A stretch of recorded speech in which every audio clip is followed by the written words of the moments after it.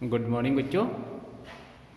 आज aldehyde ketone and carboxylic acid के lecture number 6 में आपका स्वागत है। आज हमने करना है जितनी भी नेम रिएक्शंस इस चैप्टर में आई हैं हमारी aldehyde ketones and carboxylic acid में, उसको हमने करना है कि कौन कौन सी वो रिएक्शंस आई हैं। इसमें आप लोगों का रिवीजन भी हो जाता है और ये रिएक्शंस जो हैं ये एक जगह हम इकट्ठी कर भी लेते हैं। ओके, इसमें हमारे पास 11 रिएक्शंस हैं जो नेम रिएक्शंस है और ये बहुत इंपॉर्टेंट रिएक्शंस भी हैं, जिसमें सबसे पहली रिएक्शन हमारे पास आती है हेल-वोल्हार्ड जेलिंस्काई रिएक्शन। ये शॉर्ट फॉर्म में लिखी जाती है HVZ रिएक्शन। आपको क्वेश्चन भी पूछा जाएगा कहीं तो आपको HVZ के नाम से ही आपको क्वेश्चन पूछा जाएगा कि write down the HVZ reaction. तो इसमें ये केमिकल प्रॉपर्टी है कार्बोक्सिलिक एसिड की। इसमें हम लेते हैं एसिटिक एसिड और इसमें क्लोरीन का एडिशन करते हैं in the presence of red phosphorus.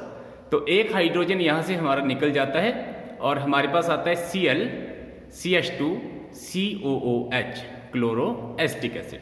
ठीक है, फर्दर हम इस रिएक्शन को करते हैं। फर्दर हम इसमें क्लोरीन की एडिशन करते हैं रेड फास्फोरस की प्रेजेंस में। तो एक हाइड्रोजन और यहाँ से निकल जाता है, हमारे पास आता है डाइक्लोरो एसिटिक एसिड। फर्दर ये रिएक्शन होती है, फर्दर इसमें क्लोरीन का एडिशन होता है रेड फास्फोरस की प्रेजेंस में। तो ये जो हाइड्रोजन आपका यहाँ पर बचा है ये हाइड्रोजन भी आपका रिमूव हो जाता है और हमारे पास आता है Cl3CCOOH मतलब trichloro acetic acid. Okay, next reaction जो हमारे पास है वो है हंस डाइएकर रिएक्शन। ये रिएक्शन हमारी स्टार्ट होती है silver salt of carboxylic acid के साथ। तो इसमें जो सिल्वर का साल्ट हमने लिया है वो लिया है सिल्वर एसीटेट। इसका रिएक्शन हम ब्रोमीन के साथ करते हैं in the presence of carbon tetrachloride. तो हमारे पास एल्काइल हैलाइड बनता है CH3Br plus CO2 plus AgBr। Okay, ये मतलब एल्काइल हैलाइड के मेथड ऑफ प्रिपरेशन में भी हमने इस रिएक्शन को किया है। तो यहाँ पे दोबारा से ये आपकी रिएक्शन जो है रिपीट हो रही है। ओके, अगला जो रिएक्शन है वो है रोजन-मर्न्स रिएक्शन। ये रिएक्शन हमारी एल्डिहाइड की प्रिपरेशन में यूज होती है।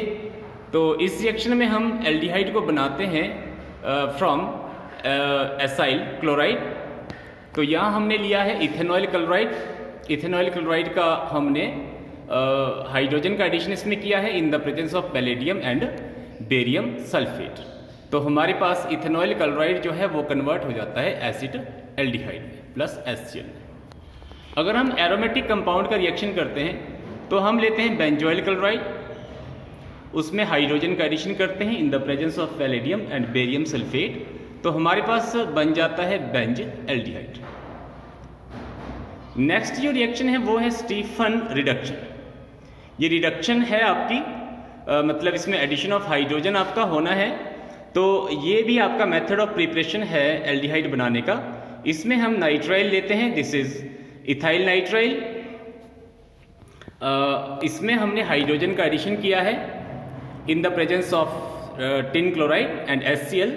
तो पहले ये अमाइड में कन्वर्ट होगा और फर्दर हम एसिडिक मीडियम में इस रिएक्शन को करेंगे तो ये आपका एसिड एल्डिहाइड में कन्वर्ट हो जाएगा। ओके, नेक्स्ट रिएक्शन है दैट इज इटार्ड रिएक्शन। तो इटार्ड रिएक्शन हमारी स्टार्ट होती है टॉल्यूइन के साथ और विद क्रोमियम ऑक्सीक्लोराइड और कार्बन डाइसल्फाइड के साथ।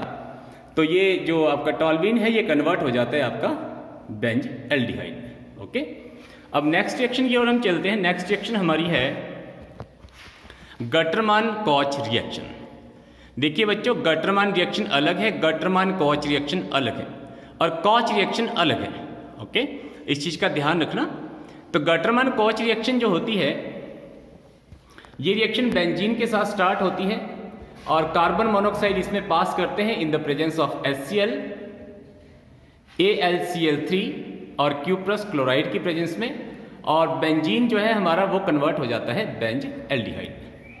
ओके, नेक्स्ट रिएक्शन जो कॉच रिएक्शन है ये एल्कीन का रिएक्शन है with carbon monoxide and water in the presence of H3PO4 और ये हमारे को देता है कार्बोक्जिलिक एसिड। मतलब ये रिएक्शन हमारी यूज होगी कार्बोक्जिलिक एसिड की प्रिपरेशन में। ओके, अगला जो रिएक्शन है रिएक्शन नंबर 8, ये है रायमर-टाइमन रिएक्शन। तो रायमर-टाइमन रिएक्शन को आप काफ़ी बार कर भी चुके हैं। मैंने आपको पहले भी बोला है कि ये रिएक्शन बहुत ही इम्पॉर्टेंट है। ये सैलिसिल एल्डिहाइड इंटरमीडिएट देती है, फर्दर ये दूसरा इंटरमीडिएट हमारे को देती है सैलिसिलिक एसिड, और जो एसिटिक एनहाइड्राइड के साथ रिएक्ट करके एस्प्रीन बनाता है। ठीक है, तो ये बहुत ही ज़्यादा इंपॉर्टेंट रिएक्शन है रायमर-टाइमन रिएक्शन।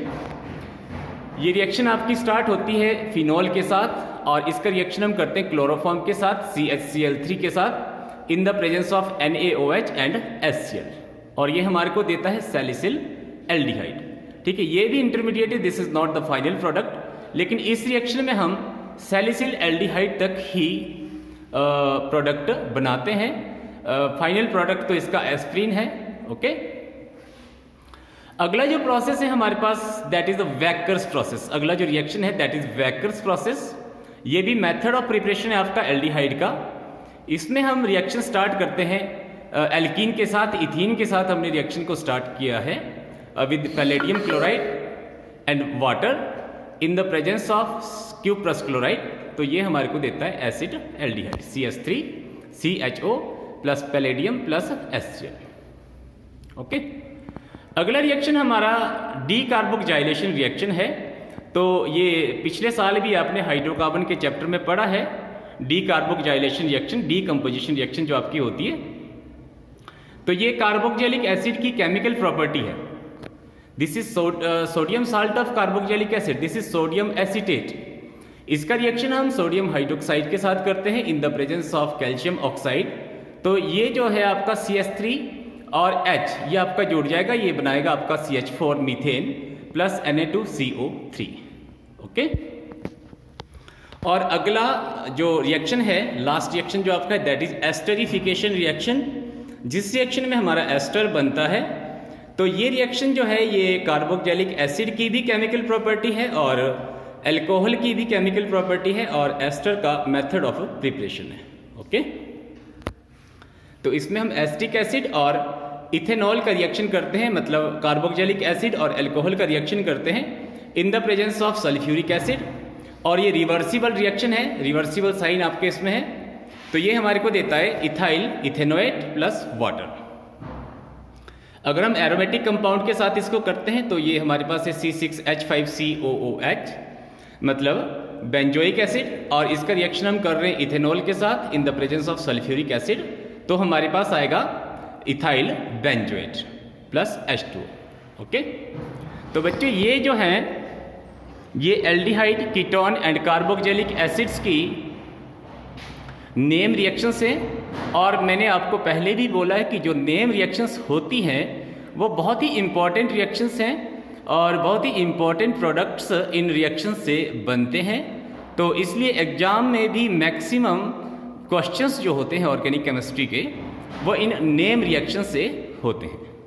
इसीलिए चैप्टर तो कंप्लीट हो चुका था, लेकिन आप लोगों के लिए स्पेशल मैंने एक एक लेक्चर एक्स्ट्रा बनाया है हर चैप्टर में, ताकि आप नेम रिएक्शंस को अलग से स्टडी कर सकें। Okay, thank you.